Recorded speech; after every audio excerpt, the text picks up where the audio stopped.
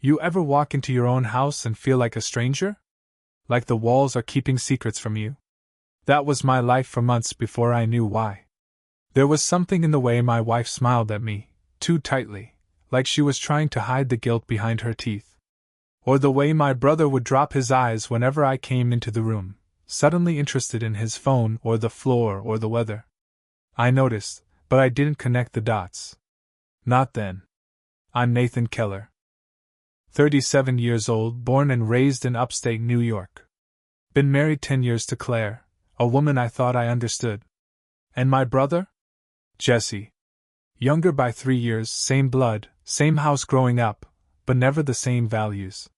He was always chasing shortcuts while I was the kid who followed the rules. Still, I loved him. He was my brother. I never thought I'd have to use the past tense.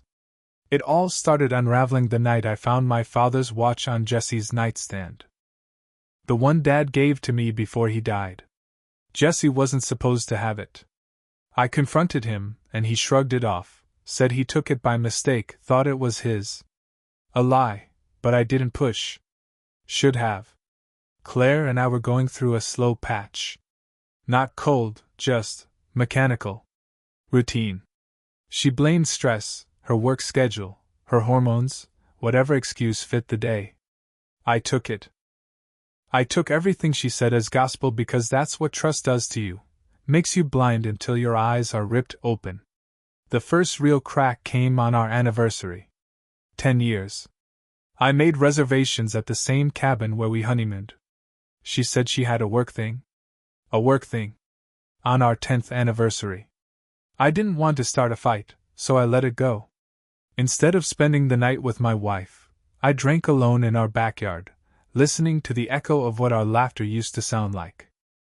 A week later, Jesse stopped by. Said he needed to borrow my truck.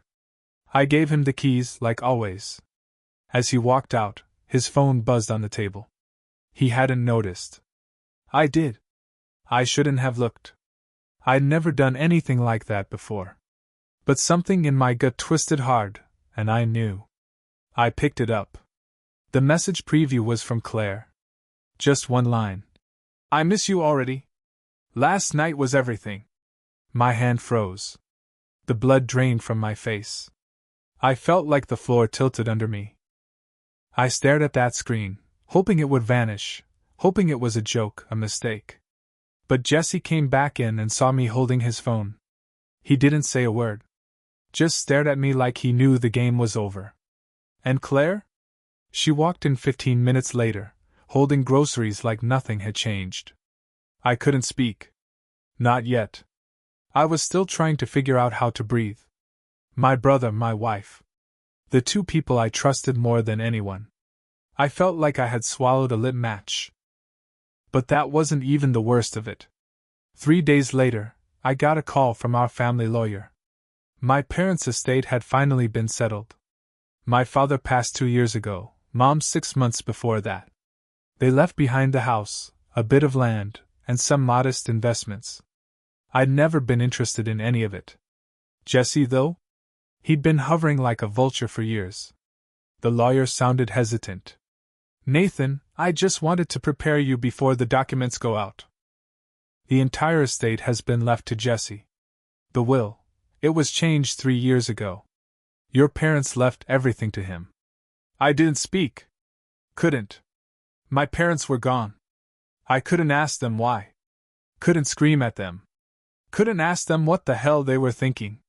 My brother had taken my wife, and now he'd taken my legacy too. The betrayal was no longer just emotional. It was spiritual. Existential. Like I'd been erased by the people who were supposed to love me the most. I sat in my car outside the lawyer's office for over an hour. I didn't cry. I didn't scream. I just sat there, fingers gripping the wheel like it was the only thing tethering me to the earth. Something was broken. In them. In me. Maybe in the whole damn concept of family. But one thing was certain. This wasn't over. I didn't sleep that night. Or the next. Not really. Just dozed here and there, waking in cold sweats, half believing it was a bad dream. But it wasn't. Reality doesn't offer the courtesy of fiction. There are no rewrites, no plot holes to fix. Just the sharp blade of truth, slicing deeper each time you remember it. Claire noticed, of course. She asked what was wrong, her voice all sugar and light, and it made me want to vomit. I told her I was just tired, which wasn't a lie. I was tired of pretending I didn't know what I knew. The hardest part was the silence. Knowing and saying nothing. Waking up beside her, the woman who had kissed my brother in secret, touched him in ways that once belonged to me. Watching her make coffee. Watching her hum to herself while scrolling through her phone. I wondered if she was texting him right in front of me. I started pulling away. Not all at once. Slowly. Piece by piece. The way you unhook your heart from something that used to mean everything. I stopped reaching for her in bed. Stopped asking about her day. Stopped pretending. Jesse didn't call. Didn't show his face. He knew better. I was grateful for that, at least. But the will gnawed at me. I couldn't make sense of it. My parents weren't perfect, but I never believed they would cut me out completely. I drove to the old house just to look at it. Jesse was living there now. His car was in the driveway. My father's tools still hung in the garage. My mother's flowers were blooming along the porch. And none of it was mine. I was a ghost on my own land. That night, Claire came home late. Said she was at a friend's place. I said nothing. Just watched her undress and head to the shower. When I heard the water running, I picked up her phone from the counter. Her passcode hadn't changed. She still thought I was that man. The trusting one. I opened her messages. There he was. Jesse. The thread was long. I didn't read it all. I couldn't. But I saw enough. Enough to confirm it had been going on for over a year. Enough to see the photos. The plans. The lies. One message stood out. Soon, babe. Everything's lining up. Just a little longer. What the hell was that supposed to mean? I closed the phone, put it back exactly where I found it, and went to bed. She climbed in next to me, smelling like lavender shampoo and another man's approval. I stopped checking her phone after that night. Not because I trusted her again, God no.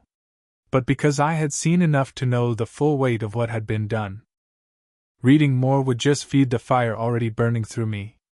And if I wasn't careful, that fire was going to consume everything. Instead, I started taking stock. I made a list in a notebook, an actual, physical notebook I kept hidden under the mattress. It wasn't a list of things to do. Not yet. It was a list of things I'd lost. Like an obituary for the parts of my life that had quietly died. My wife. My brother. My parents' trust. My inheritance. My peace. There were more, smaller things too. The little routines Claire and I used to share that I now performed alone. Making coffee for one. Folding towels she never bothered to help with. Leaving her dinner in the fridge when she came home late, if I cooked at all. She didn't notice my silence. Or maybe she did and chose to ignore it. Either way, it told me something I needed to know. She was already gone. Her body was still here, but her mind and heart had packed up and moved into whatever fantasy she and Jesse were building behind my back. One night I took a drive. I didn't have a destination in mind. I just needed to be anywhere but home. The walls were starting to feel like they were watching me. Judging me for not blowing this whole damn thing up already. I ended up outside my old high school. The parking lot was empty, the building dark except for one flickering hallway light near the gym. I sat there in the driver's seat, staring through the windshield, thinking about who I used to be. I was the good son. The steady one. The one who never gave them trouble. While Jesse got caught with weed in his locker and stayed out late, I was the kid who showed up to class early and mowed the lawn without being asked. I didn't rebel. I didn't disappoint. And somehow, that was the part of me they decided to throw away. I didn't want revenge. Not in the usual way. I didn't want to hurt them physically or destroy them financially. I didn't want to scream in their faces or air it all out on Facebook. What I wanted, what I needed, was for them to feel what I felt. To understand what it was to be discarded. To be told without words that you weren't enough. That you were an afterthought, a convenience, a backup plan. And I needed a plan. I started with a storage unit. Paid cash. Rented it under a fake name. Then, slowly, I began moving my most important belongings there. Not much. A few family keepsakes they hadn't taken from me yet. Tools. Personal documents. Spare clothes. Anything I didn't want left behind. Meanwhile, I kept up the act. I kissed Claire goodbye in the mornings, brief and cold. Ate her food. Slept beside her. She didn't ask questions. Neither did I. We were both playing a part, except I knew it was theater, and she thought it was real life. The scariest part wasn't the betrayal. It was how easy it was to pretend. How quickly I could lie with my eyes, my voice, my smile. How convincing I'd become. One night she said, "You've been quieter lately. Is something going on?" I smiled. Not too big. Just enough. Just tired, I said. And she believed me. It was Jesse who broke the silence first. Not to confess. Not to apologize. He just showed up one Saturday afternoon like nothing had changed. He pulled into my driveway in Dad's old truck, the one I should have inherited. The sound of that engine used to comfort me as a kid, but now it made my stomach turn. Claire was in the kitchen, chopping vegetables. She didn't flinch when she saw him through the window. She even smiled. My hands tightened around the coffee mug I was holding, the ceramic squeaking against my palm. I opened the door before he could knock. "What do you want?" I asked. He smirked, like we were still brothers sharing some private joke. "Just came by to see how you're holding up." I could smell his cologne, the same one I'd smelled on Claire's sweater weeks earlier. Rage itched under my skin. My fingers twitched around the mug, and for a second I imagined smashing it into his face. Instead, I set it down and leaned against the doorframe. "Fine," I said flatly. "I'm holding up fine." His eyes flickered, reading me. Jesse always thought he was smarter than me, always believed he could get away with anything because charm and luck would save him. He didn't realize that charm doesn't work on a man who's already seen the knife in your hand. Claire came to the doorway then, wiping her hands on a towel. "Hey," she said softly to him, her voice warmer than it had been to me in months. My gut twisted. She looked between us like she was checking to see if I'd noticed. I noticed. We stood there in that little triangle of betrayal, husband, wife, brother. None of us said what we were really thinking. Jesse made small talk about the weather, about a game on TV, about Mom's rose bushes at the old house. Claire nodded, eyes darting toward me, gauging my reaction. I stayed silent, staring at Jesse, memorizing every detail of his face. His smug grin. The little scar above his eyebrow. The way he avoided my gaze when the silence stretched too long. Eventually he left. Claire lingered in the doorway, arms crossed. "You were rude," she said after his truck pulled out. I laughed, short, bitter. "Yeah? Guess I'm just tired."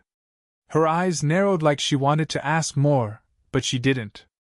Instead, she went back to chopping vegetables, like pretending was easier than confronting what hung between us. That night I couldn't sleep. I lay there beside her, staring at the ceiling, the sound of her breathing like nails on glass. I thought about the will. About the message I saw on her phone. "Soon, babe. Everything's lining up." The words rattled inside me. Lining up for what? It was like I was standing on a trapdoor, waiting for someone else to pull the lever.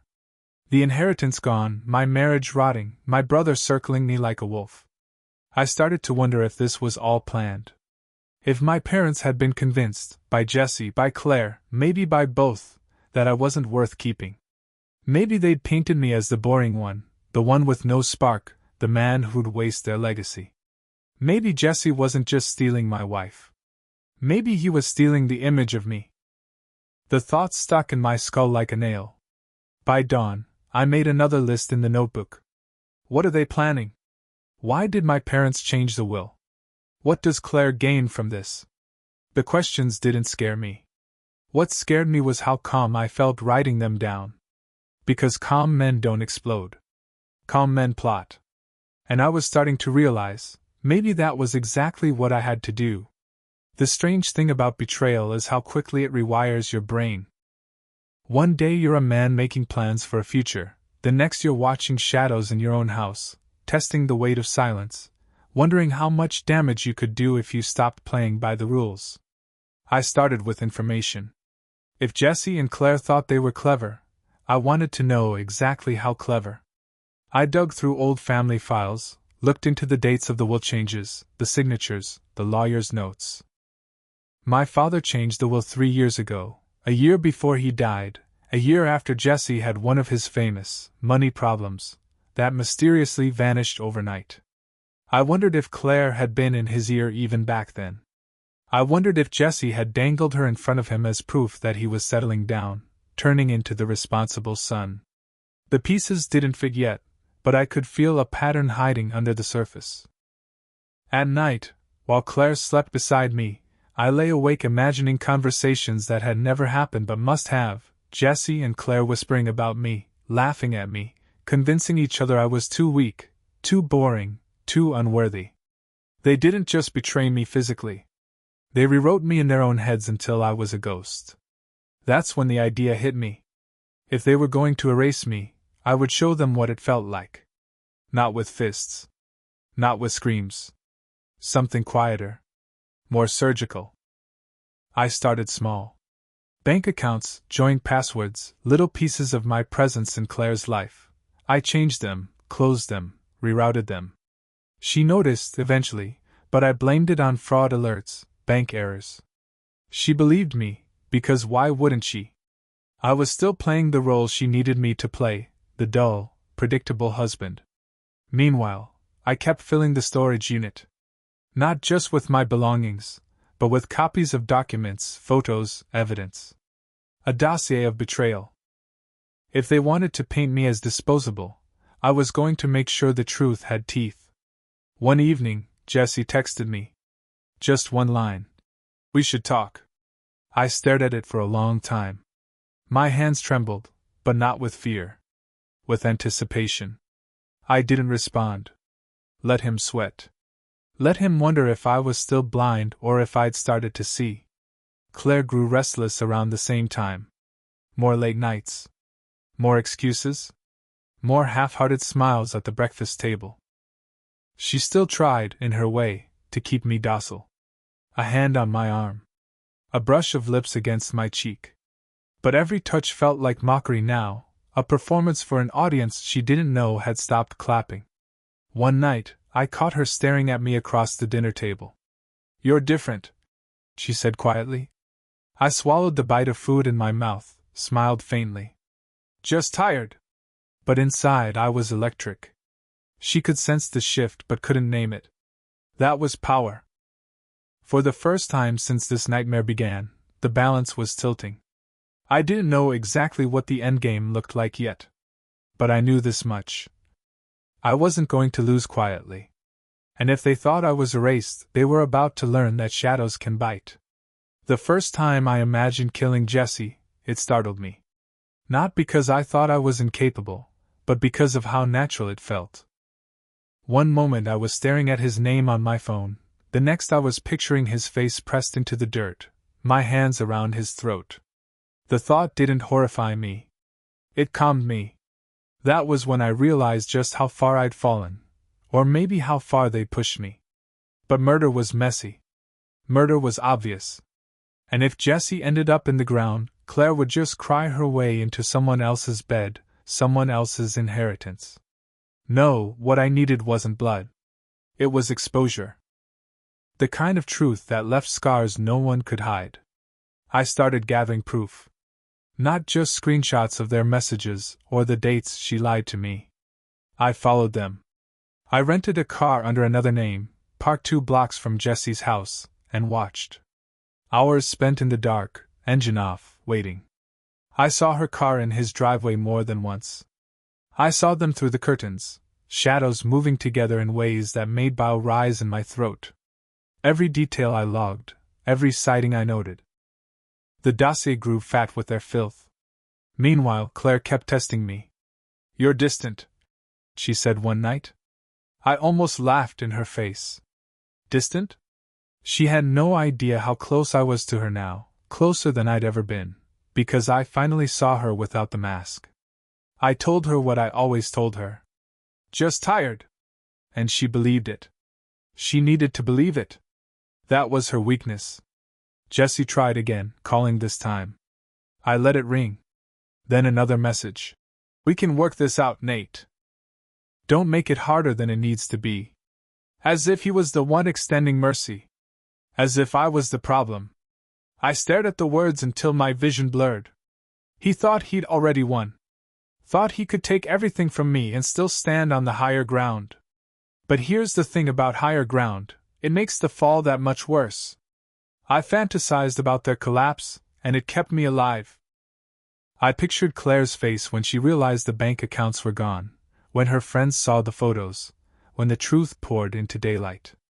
I pictured Jessie realizing too late that the brother he thought was weak had been carving out his revenge with a surgeon's patience. At night, I sat in the storage unit surrounded by the boxes of evidence, feeling like a general in a war room. Every photo, every copied document, every detail was a weapon waiting to be unleashed. I didn't know the exact day I'd strike, but I knew this much. They wouldn't see me coming. And when the hammer dropped, it would not be loud. It would be surgical. Ruthless. Final. The day I chose to end it all, or maybe to begin again, wasn't dramatic. No storm clouds, no thunder. Just an ordinary Tuesday morning. Claire kissed me goodbye on her way to work, the same lips that had kissed my brother hours earlier, and I felt nothing. Not rage. Not sorrow. Nothing. That was how I knew I was ready. I spent the morning assembling the package. Every photo, every screenshot, every record of their betrayal. Copies of the will, notes about the timing, even the receipts that proved where she'd been when she lied about being at the office. I bundled it all neatly, as if it were evidence for a trial. Because that's what it was. Their trial. At noon, I delivered 3 envelopes. One to Jessie's employer. One to Claire's closest friends. And one to the lawyer who had handled my parents' estate. By the time the sun set, the world they had built together was unraveling. I wasn't there to see Jessie's boss fire him after learning he'd been using company time and resources to fund his side projects and his affairs. I wasn't there to see Claire's friends cut her out, disgusted by the woman who could betray her husband with his own blood. But I heard about it. Whispers travel fast in small towns. And when the lawyer called me that evening, his voice was clipped formal. "Nathan, I think you should come in. There are questions now about the circumstances of the will." I didn't smile. I didn't gloat. I just listened. Because revenge isn't about joy. It's about balance. When I got home that night, Claire was waiting. Her eyes were red, her face pale. "What did you do?" she demanded. I hung up my coat, poured a drink, and finally looked her in the eyes. "I stopped being tired," she cried then. Not tears of remorse, but tears of a cornered animal. She begged, she raged, she tried to spin the story. But the mask was gone, and all I saw was the woman who had gutted me for her own comfort. As for Jessie? He showed up 2 days later, drunk, shouting on my lawn about betrayal, about family, about how I'd ruined his life. I let him scream until his voice cracked. Then I stepped outside, stood a foot from him, and said quietly, "Now you know." He staggered back, eyes wide, because he finally understood, I wasn't the weak one. I was the one who endured. And endurance is more dangerous than rage. In the weeks that followed, everything shifted. Claire moved out. Jessie disappeared. The lawyer confirmed there would be an investigation into the will. My parents might have chosen him, but the truth had claws, and I had given it teeth. I wasn't happy. Happiness wasn't the point. What I felt was something colder, sharper. Freedom. Family had been a cage built from lies and duty. Love had been a mirror that showed me what I wanted to see until it shattered. But revenge was clarity. Revenge was the sound of the lock clicking open.